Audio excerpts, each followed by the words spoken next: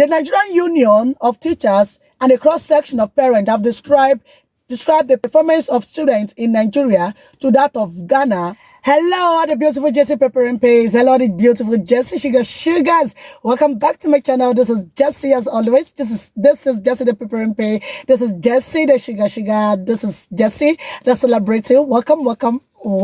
So guys, how are you doing? Jessie Pepper and Pace. Pepper and Pace. Jessie Sugars. Oh, sugars.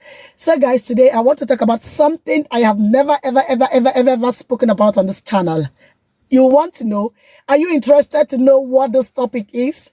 Do you really want to know what this babe wants to talk and rant about? Today I'll be talking about Ghanaian teachers. While I was growing up, most of the school teachers believe that one of the ways they can discipline a child, if not the only way they knew or knows, or the only way they have exercise measure, is by beating. If my teacher beats you, like the teachers that taught me, those of them that are like boss, I don't know how to say that in English. Those teachers that are very mean, if they hit you, if they raise cane or hand, some of them can even slap you on your face, on your back. All the beating I've received from my KG classes to my secondary school, I don't think my parents, both parents, ever beat me in that way. Not because I'm a bad person, no, not because I was stubborn or anything, but beating is food, like food and water to them. And it's nothing. Damn. Either you're receiving from the right, or you're receiving from the left, or you're either receiving also from the booters. Because then, in those days, when I was still very much younger, if I come late to school, I'll be flogged. If my parents didn't pay my school fees on time, I will receive ogbonge flogging. If stockings was neat or torn, or I didn't make the kind of hair that we are asked to make for the week, another flogging. If I write and I didn't write correctly, my teacher in the classroom will flog me. If I make noise, I go receive kabam. If I come late to any function, another receiving. So there are different reasons why a pupil and students will be flogged. So now I want you to know that flogging is one major for Nigerian teachers. A Nigerian who said she attended a Ghanaian school and was taught by a Ghanaian teacher or Ghanaian teachers, she said that beating wasn't allowed at all. That beating is prohibited. That before you beat a child, you must first of all write to the headmistress or master and inform him or her on the reasons why you think that the adequate measure is to flog the child. Most of the times, when the teachers write to either the headmistress or headmaster, these letters are being rejected outrightly. There's no permission to go ahead to flog that child. Because some teachers will flog you, maybe because they had issues with your parents, because they don't like your parents, because of something that must have happened outside the school that they're really mad at. And the only way for them to get to your parent is through you, their child. And then they'll be giving you backhand beating, anyhow kind of beating. Thanks to Ghana for this. In the 80s, there were a lot of Ghanaian teachers in Nigeria. And this was because at that time, the Ghana economy went down.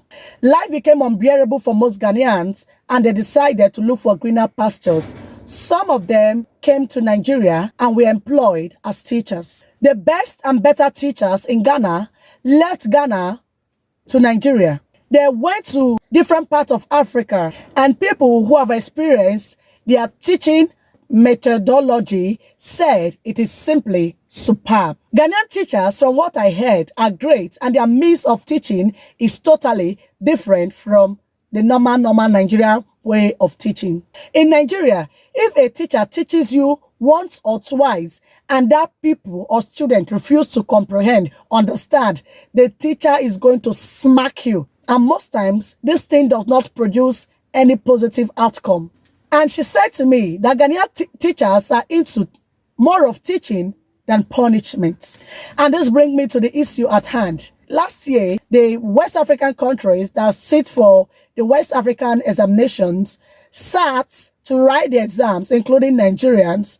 And guys, I don't know if you know the outcome of that result. If you don't know the outcome of the WAEC that was written last year and a few other years ago, I am here to break it down to make you understand when we say that the Nigerian educational system is going from bada, baddest. The Nigerian Union of Teachers and a cross-section of parents have described the performance of students from Ghanaian school in 2020 based on the West African Senior Secondary School Certificate Examination known as WAEC, with the West African Senior Secondary School Examination that was written in 2020 as beating their Nigerian counterpart as not only a wake-up call, but also a big shame. The parent as well as the union said that this is a pointer to the fact that something is wrong with the educational system of Nigeria. While Ghana as a country gave more priority to education than Nigeria, and 3 other member countries,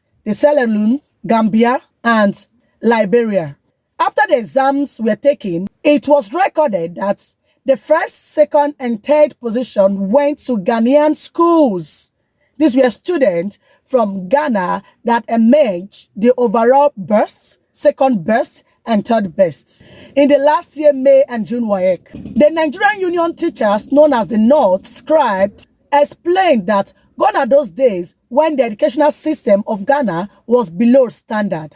Ghana has strived so hard to ensure that the educational system is working at its maximum, and this in return has attracted so many international students from all over the world to Ghana, including Nigerians, into their schools, while only a few foreign students, if any, come to Nigeria to school. For me, I'm going to say this comparison between students who are performing better when compared to Ghana and Nigeria is as a result of vision, political will, determination, and commitment. Particularly, this is on the part of the government, because if our government prioritize our educational system, certainly our educational system will be good and we equally attract foreigners and other international students to come and invest their hard-earned money into our educational sector. Ghana won gold, silver, and bronze in the same West African Senior Secondary School Examination. Is this not fantastically fantastic, guys? This exam was also taken by Nigerians. The most annoying thing is Nigeria presented 70% of the total candidates who sat for this examination. And for me, I'm going to say this is not good enough for Nigerians' image. And the reason why there's always front and back, one head, one leg ahead and 10 legs behind is because of this constant strikes by various academic and non-academic staff from the university down to primary schools. Yes, schools owned by the government, they equally go on strike when they are not paid, leaving the fate of these innocent young children to whom? Poor infrastructure facilities and learning tools. So guys, this is what I came here to say. If you have any other reason, just let us know in the comment section why you think that Ghanaian schools are doing better, they are selling better, and they are also attracting more international students to their country compared to Nigerians. I don't know if we have any foreigners schooling in Nigeria. If there are, please just let us know in the comment section. Thank you so much. Till I come your way, stay blessed, and always remember, Jesus loves you, and Jesse the Preparent Pay loves you too. Bye.